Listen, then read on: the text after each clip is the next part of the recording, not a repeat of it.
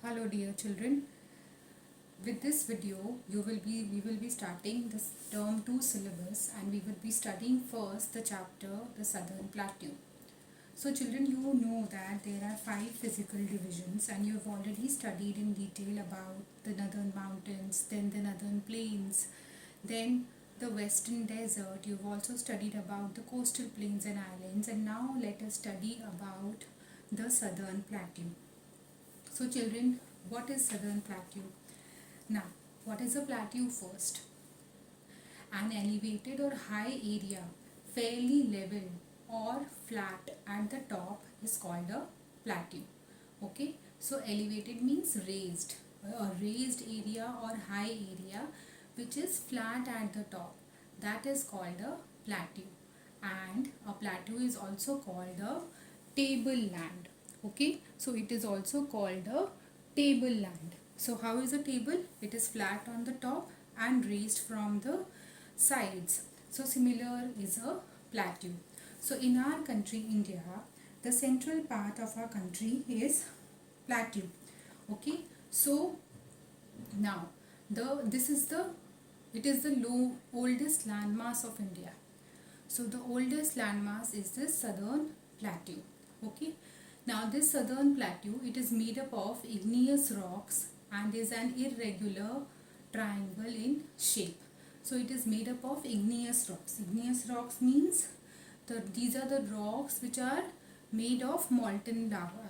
When the molten lava uh, dried, and these rocks are formed from the lava of the volcano eruption. Okay, so it is made of these igneous rocks and it is irregular triangle in shape. So what is the shape of the Southern Plateau? It is irregular triangle in shape. You can see in your book also on page number 31, the plateau region of our country is marked and it is triangular in shape. Okay, so what is the what what is around it? Okay, so let us see its exact location. So the Aravalli Hills lie in the northwest and the Rajmahal Hills in the northeast. Okay, so towards the plateau region. Now just below the northern plains.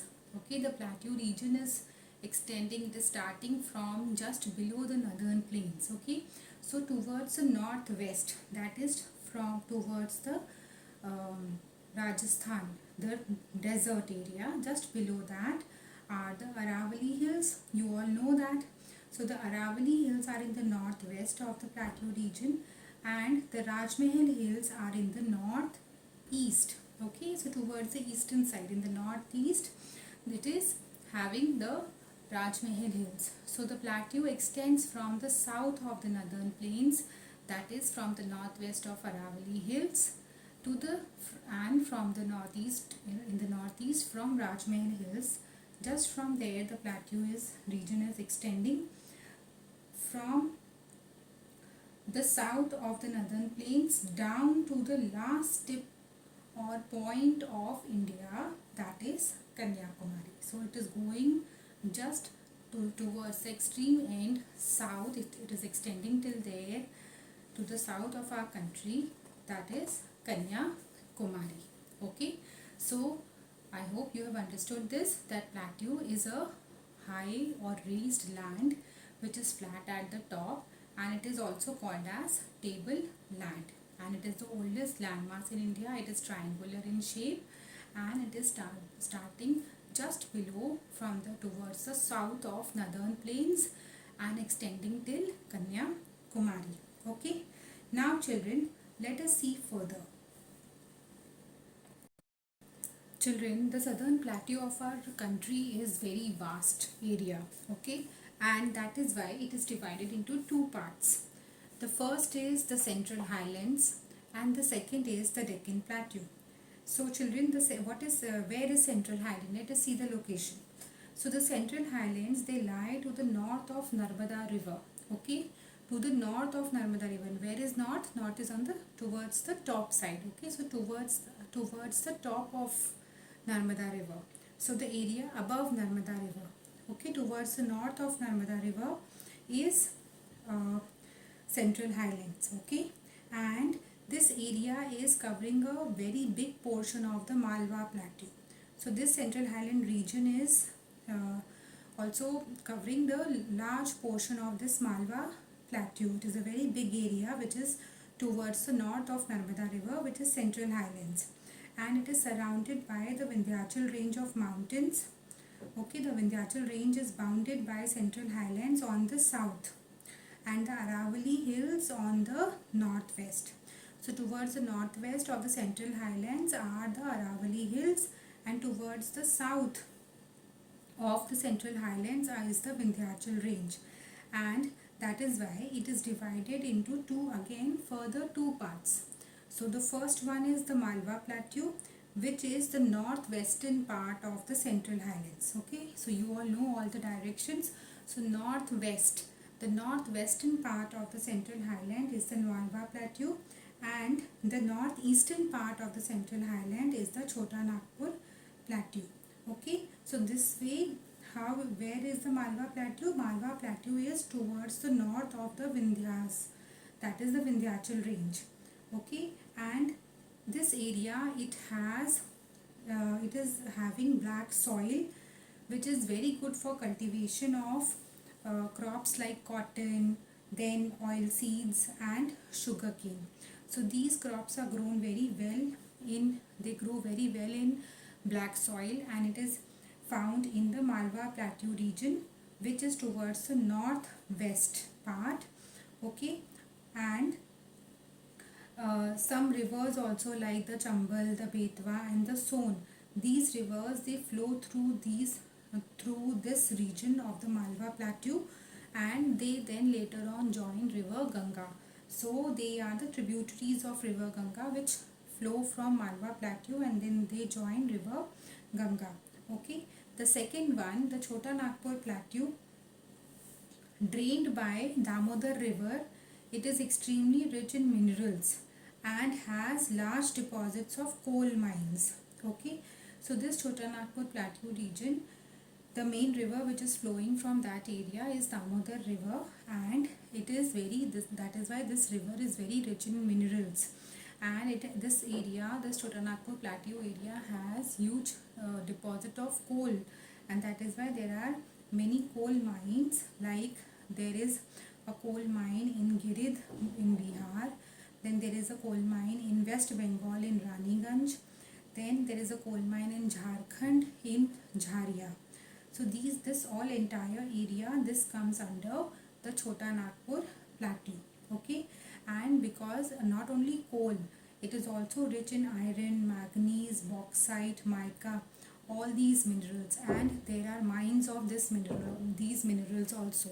Okay, so apart from coal, bauxite, manganese and iron is also mined here, and this plateau is marked by Rajmahal Hills on the northeastern side.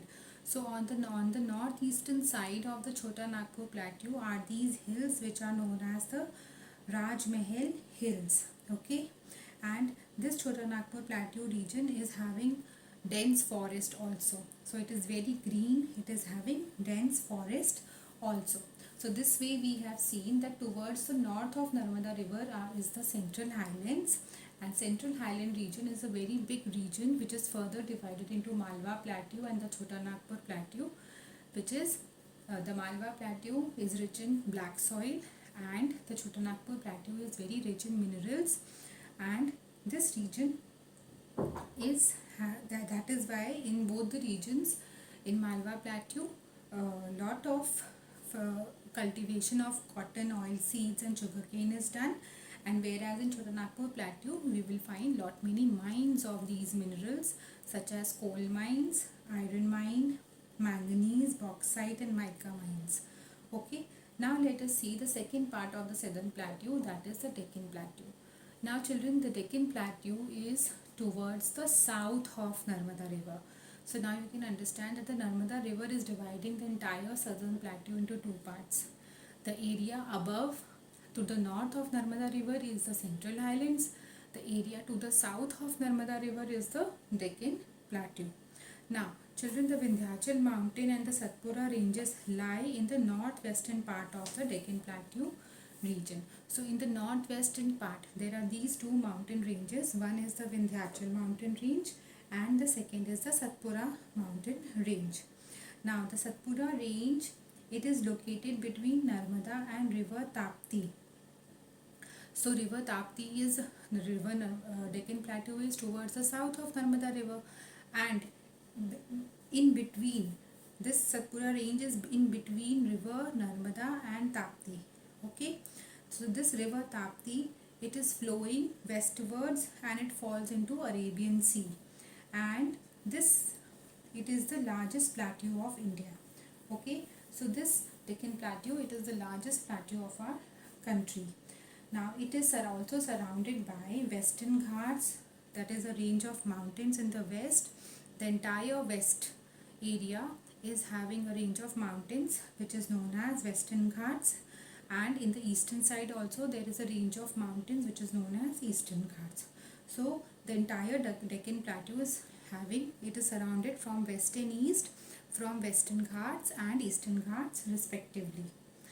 Now the Western Ghats is a very long range of hills, and it includes hills which are Nilgiri Hills, Annamalai Hills and Cardamom Hills. Okay, and Nilgiri Hills, they lie in Tamil Nadu, Karnataka and Kerala. So if you have ever visited these states, and the hills which you see there, they are these Nilgiri Hills. Okay, they are in the state of Tamil Nadu, Karnataka and Kerala. And Ooty is a very famous hill station which is in Nilgiri Hills.